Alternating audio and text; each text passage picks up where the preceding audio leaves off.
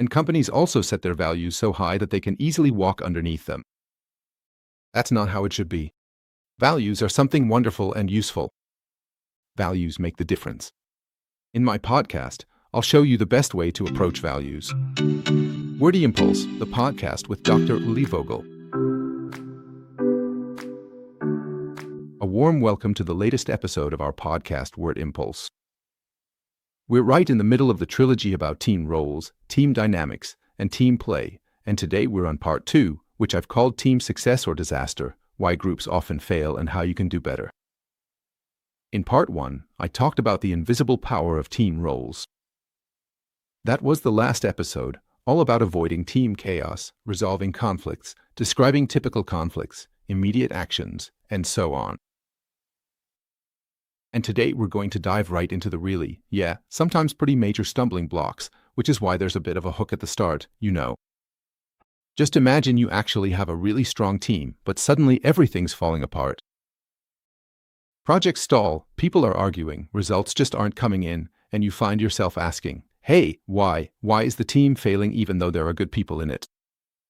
Yeah, and that's not just a one-off thing, you could say. Why do teams often fail even when they have good people? Or if someone asks you, what's the biggest mistake teams make?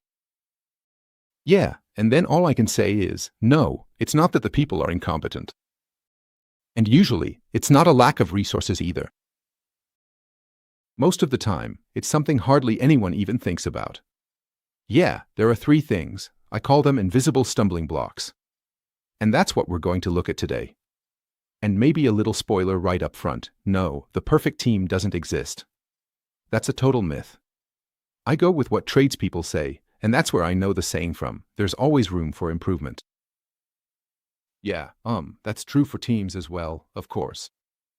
That's why I think you have to understand it more in that way. The journey is the destination. You should never just settle for what you have. Of course, you can enjoy it when everything's running smoothly and going well, but you always have to keep an eye on it. It's like riding a bike. Sometimes you can just coast downhill for a bit, but eventually you'll be going uphill or on flat ground again, and that's when you have to pedal. You have to put in the work. And yeah, maybe one more common misconception before we get into the 3 stumbling blocks. People often think, well, if you bring the best people together on a team, then things will just work out on their own. We just need the good people and, bam, done, everything will run smoothly. But that's not how it works. Let's take a look at the 3 invisible, I'll call them team killers, and we'll start with the first one. I call this one unclear roles and also role diffusion. So, what do I mean by that? Well, yeah, a typical example. Everyone does everything, but no one does the right thing, you know. Everyone is muddling around everywhere, actually, and that's when you often hear the saying, well-intentioned, right? People really do mean well, but well-intentioned is often actually the opposite of good, you know. So, there's really no bad intent behind it. It's well-intentioned, but if everyone is doing everything and no one is really focusing on the right thing, then it's like everyone is just sprinkling a bit here and there with a watering can or a hose, but nothing is actually being watered properly or purposefully. Or another classic case, 2 leaders, and basically there are power struggles, right? Although that's a bit, I would say, too provocative, the way I put it. There doesn't always have to be fights. You could also say, it's not about power struggles, but rather about flows of influence. Yeah, just like in a river where there are rapids, and then, things get a bit turbulent, and often that's completely unconscious, you know, things just rub up against each other and cause difficulties. And often it's actually the case that there's a lack of a central role, right? For example, that no one is really pushing topics forward. So you really need someone who's grounded, someone who acts as the coordinator, who helps with the implementation accordingly. So if we take a direct look at practice, and look at a typical startup fail, that's what you have to call it, which I've also experienced, 5 creative minds founding an agency, and everyone has ideas and they're brainstorming like crazy, but no one takes on the structure, the invoicing, right? Meetings drag on forever, deadlines are missed, and clients drop out. Yeah, why is that? Well, because everyone is playing the same role and no one is taking responsibility for the operational side of things. That means there's a blind spot, and everyone ends up hitting a wall because they're all cut from the same cloth. So, what's the solution? You have to consciously define the roles. They can't just be vague, floating around, or unclear. It has to be clear who is responsible for what.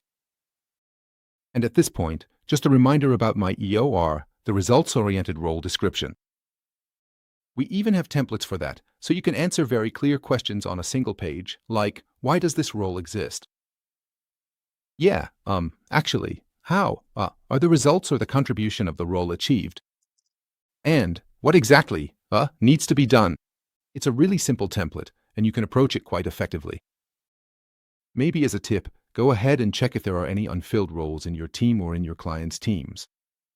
Yeah, maybe the exact person is missing who, for example, takes care of clear processes or something like that, right?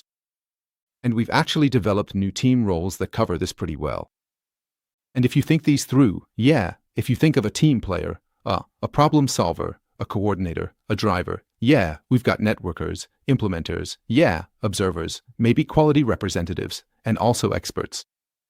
Yeah, and if you just skim through, so to speak, hey, we don't have a coordinator at all. Or we don't have a networker, someone who really connects us within the organization. Those are really important points. So, the first invisible team killer is unclear roles and role diffusion.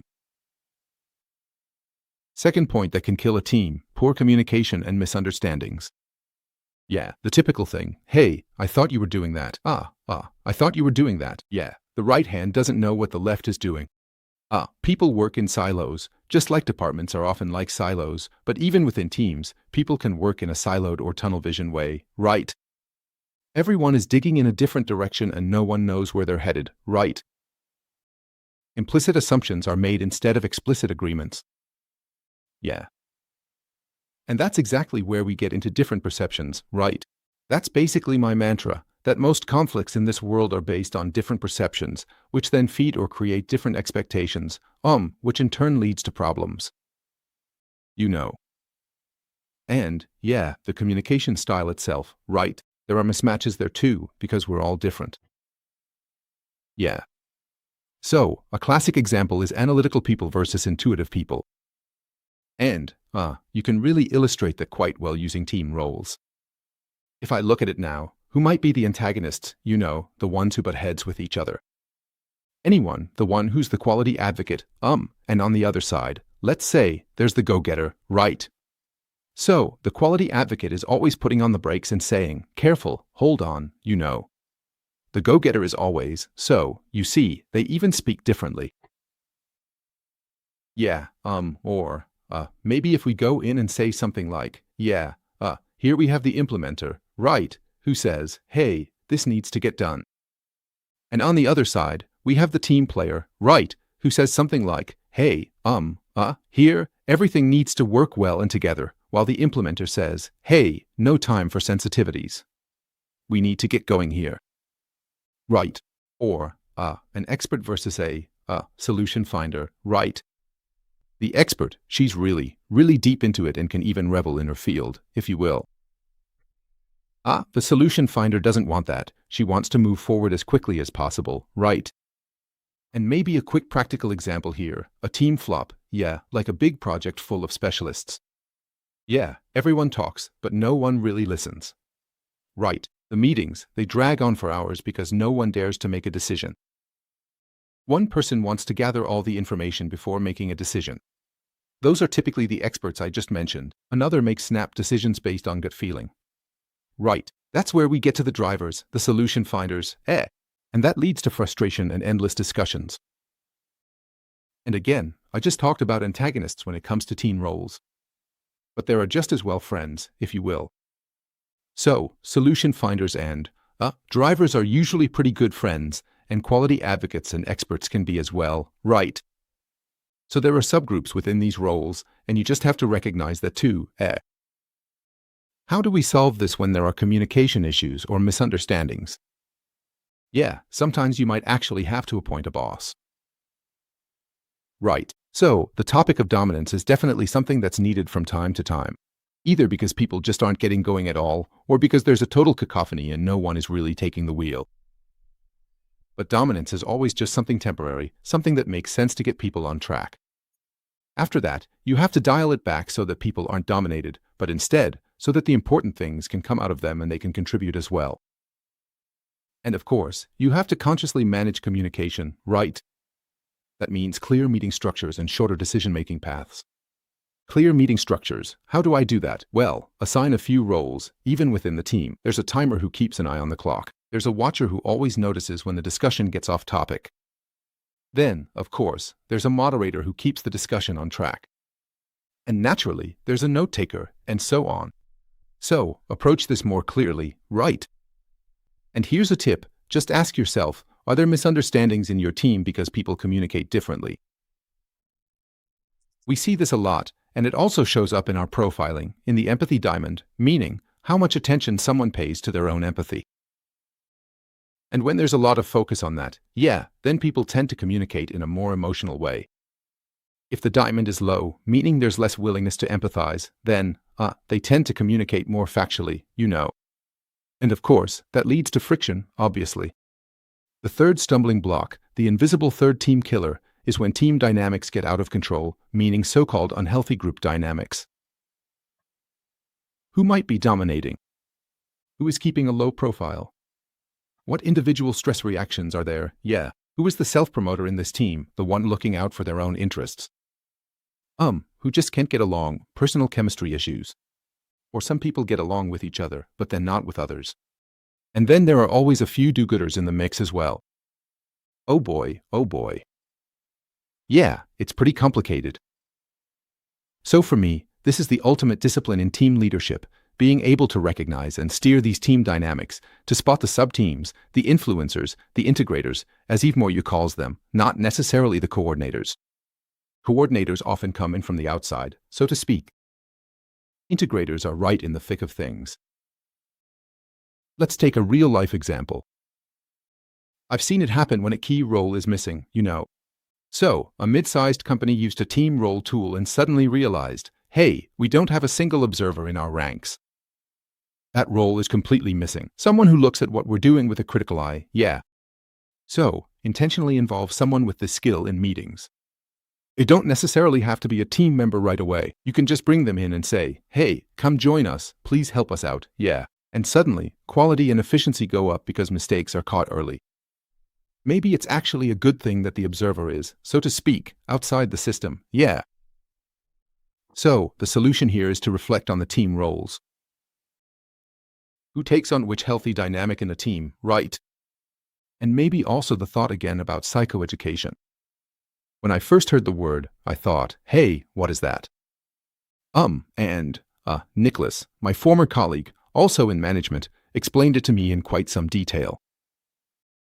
And I always said, Nicholas, you can't give people that word, psychoeducation, they'll just tune out. But I've since changed my mind. So, what does it actually mean? Psychoeducation means that we, tell the clients, the people in the companies, the team members, the team leaders, listen, this is how things work psychologically. These are the kinds of team roles that exist and should be taken on. You should keep this in mind, you should know something about it. That's what psychoeducation is, And psycho, well, that always kind of has this connotation, like someone is psycho, but that's not what it means. It's actually about psychological, education or expanding your psychological knowledge, psychological upskilling,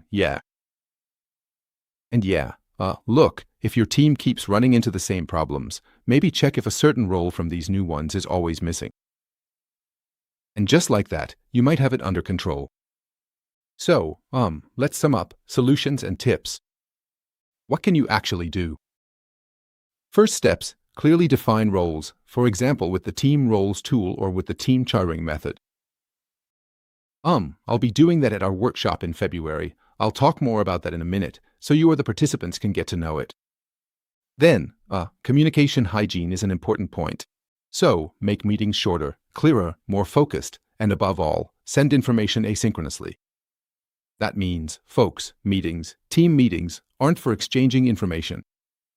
That's nonsense. You can do that beforehand. That gets sent out, with the relevant documents and, can be reviewed asynchronously. Everyone can go through it, and then the discussion and decisions happen synchronously. And then, the decisions in the sense of, what are we planning? What are we going to do? That's what meetings are for, yeah, not for tossing information back and forth, yeah. If it always starts with, now I have to update you all first, and so on, when a meeting begins, yeah, for heaven's sake, that's just wasted time, that wasn't even expensive. And what else can you actually do? Observe the dynamics, yeah. Who has natural influence? Who has influence? Who gets left out, yeah. And, this influence, or as they say in English, power, that's something completely natural. There are factors of power that actually make sense, yeah. Not everything here is a grassroots democratic event, so you have to take that into account. And that's why, once again, here's the workshop tip, in case you want to dive deeper into this or want to know more about it. On February 18th and 20th, 2025, we're offering our workshop, Strategic Team Play. On the 18th and 20th, there will be a live session each day for 90 minutes, where you can join in. It runs from 8:30 to 10 o'clock, so you still have plenty of the day left. And then on February 19th, that's basically the day in between. And on that day, you'll get tasks that you can complete whenever it works best for you, yeah. So there you'll learn how to decode team dynamics and manage them productively. Yeah, to wrap up, just remember, good teams don't fail because of a lack of talent, but rather because of unclear roles, or more precisely, a lack of role clarity, miscommunication, misunderstandings, and a dynamic that basically gets out of control. There are good dynamics, of course, but in this case, I mean the ones that, yeah, throw everything off track. So as a suggestion, take a look at your team or, your client's team, yeah. Where are their uncertainties, yeah. Where might the seed of trouble be, of inconsistencies, of friction? The virus, well, you can't really say that anymore these days. Maybe the core of a problem. That's still very small but could grow into something bigger. So, once again, join the workshop. We'll also put the landing page in the show notes, of course, if you want to sign up. And now I want to thank you so much for sticking with us right to the end, and I look forward to having you join us for the third episode in this trilogy. And of course, even better if you can make it to our workshop as well. All right, take care and see you very soon. Bye.